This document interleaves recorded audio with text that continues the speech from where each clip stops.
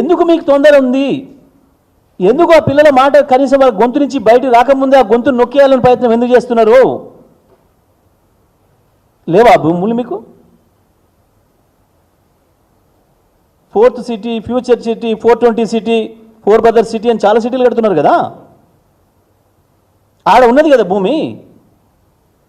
400 కాకపోతే 1400 ఎకరాలు ఇచ్చుకోవడానికి ఉంది కదా. 14,000 ఎకరాలు మేమే సేకరించి పెట్టిపోయిన భూమి ఉన్నది కదా అక్కడ ఫార్మాసిటీ పేరు మీద. 30,000 ఎకరాలు చేస్తే 40,000 ఎకరాలు చేస్తే అని తిరుగుతున్నారు కదా మీరందరూ. 200 ఫీట్ల రోడ్లు వేస్తే 400 ఫీట్ల రోడ్లు వేస్తే అని చెప్పి ప్రజల భూములు లాక్కుంటున్నారు కదా. అక్కడ అమ్ముకోవచ్చు కదా నువ్వు.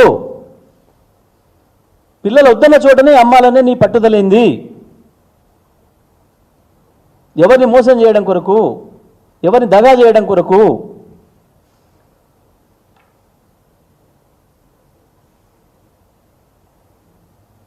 మీ గురువుగారిలాగా అద్భుతమైన సిటీ నిర్మాణం చేస్తే 4వ సిటీ చార్మినార్ నేరగట్టి హైదరాబాద్ని డెవలప్ చేసిన నీ గురువేట చెప్పిండో చంద్రబాబు నాయుడు, నువ్వు కూడా అట్టనే చెప్తున్నావు కదా 40,000 ఎకరాలతో అద్భుతమైన 4th సిటీ ఏర్పాటు చేస్తా అని చెప్పి. అక్కడ రాదు 400 ఎకరాలు. ఎందుకు మధ్యరాత్రులు పోవాలి?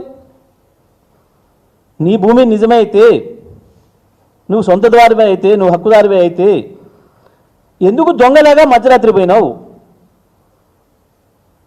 ఎవడైనా వాని ఇంట్లోకి వాడు బాజాప్తా పోతాడు. రాత్రిపూట దొంగతనంగా గోడెక్కి కిందకి పోవాలి?